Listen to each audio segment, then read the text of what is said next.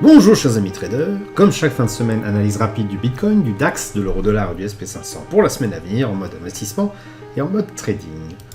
Alors on commence tout de suite avec le calendrier économique de la semaine, a priori pas de très grosses annonces, quelques indices prix à la consommation pour le parti allemand, donc qui va impacter l'Europe mercredi matin, mais a priori pas autant d'annonces qu'on avait pu avoir la semaine dernière, sauf bien sûr cas des dernières minutes qui n'aura pas été prévu.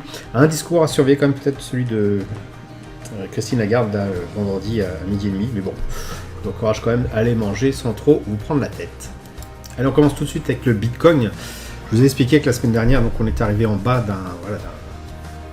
d'une zone en fait, où le volume par prix est assez faible, donc en fait un support simplement, et que le prix pouvait soit rebondir, soit repartir, continuer vers le bas.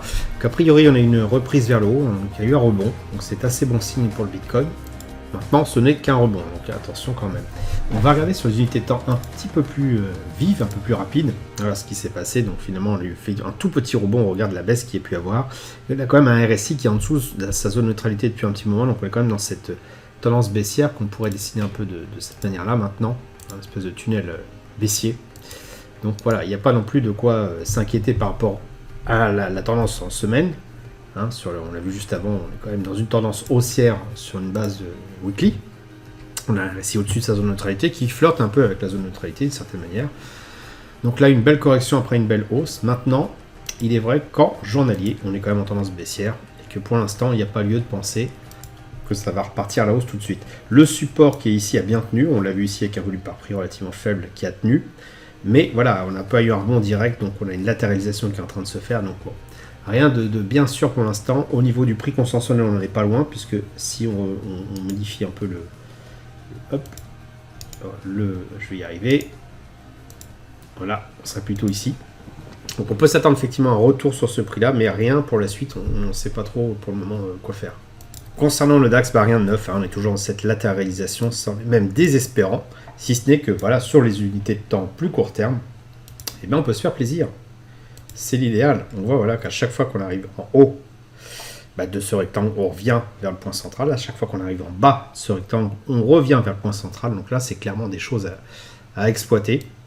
Alors évidemment, quand on s'approche trop près, on voit moins bien hein, ces oscillations, puisque voilà, en 15 minutes, voilà ce qu'on va voir. Donc si on se remet dans le contexte, voilà, avec le rectangle qui apparaît en bleuté hein, derrière. Mais effectivement, quand on arrive en haut du rectangle, on a tendance à revenir en bas. Maintenant, il y a eu beaucoup d'oscillations. Et si vous êtes sur du scalping ou même du day trading, vous n'allez pas pouvoir bénéficier facilement de ce retour au point central. Donc, ce qui est intéressant plutôt, c'est sur une base journalière. Là, c'est relativement clair. Il n'y a pas trop à se prendre la tête. Quand on est en haut, on revient au milieu. Quand on est en bas, on revient au milieu. Donc, plutôt jouer ça. Mais évidemment, ça ne va pas être simple avec des futurs. Ça sera plutôt peut-être avec des CFD.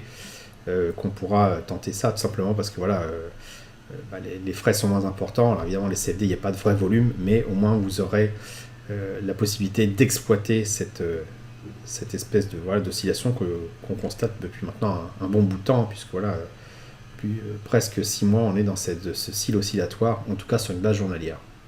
Alors c'est pas le cas de l'euro-dollar qui finalement s'est bien repris hein, sur une base d'une semaine, parce qu'on a eu une sortie de cette latéralisation qu'on a depuis maintenant à peu près 2-3 mois, on en est sorti. Donc on reste quand même dans un flux baissier, on voit avec le RSI en dessous de sa zone de neutralité, puis donc on oscille dans ce rectangle-là, d'ailleurs qu'on va peut-être pouvoir ajuster un poil, voilà, un petit peu comme ça. Donc on oscille là-dedans, et donc pour l'instant il n'y a pas de quoi non plus penser que ça va repartir vraiment direct au nord. Mais voilà, on a une réaction sur cette zone-là, qui paradoxalement n'est pas un support, c'est-à-dire un endroit où il y a un volume par prix faible, mais un endroit où il y a un volume par prix élevé, donc un point consensuel. Donc il ne faut pas s'attendre, je pense, à ce que ce rebond aille très loin, donc, à moins qu'on amorce un range qui va durer très longtemps, enfin un petit moment en tout cas.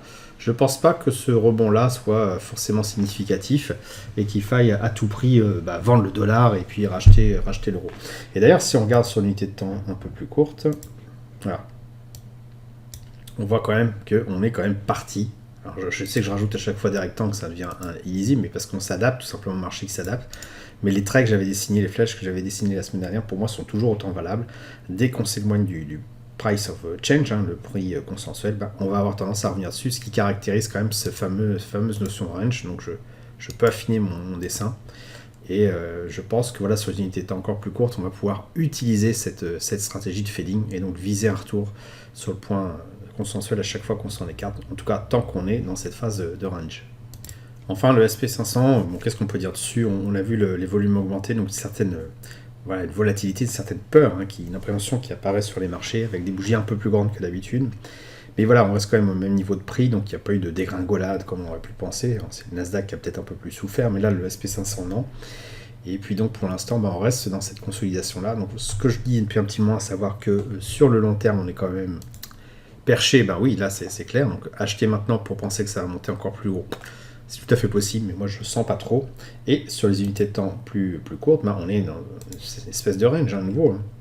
Voilà, donc ça invalide mon scénario de hausse que j'avais vu la semaine dernière. Donc ça, on va le supprimer. Et on revient sur ce scénario de range qu'on va pouvoir légèrement adapter à la configuration. Et voilà, on va osciller de part et d'autre. Alors on voit que le POC de l'unité de temps supérieure coïncide avec le POC de cette unité de temps-là. Donc on est vraiment typiquement dans cette phase d'hésitation.